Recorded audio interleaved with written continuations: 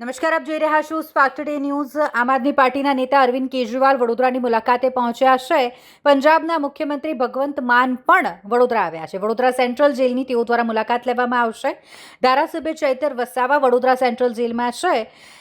ધારાસભ્ય ચૈતર વસાવાને મળી પરામર્શ કરશે બંને નેતાઓ, તેવી હાલ પૂરતી માહિતી સામે આવી છે। આપ નેતા અરવિંદ કેજરીવાલ અને પંજાબના મુખ્યમંત્રી ભગવંત માન બંને વડોદરાની મુલાકાતે છે।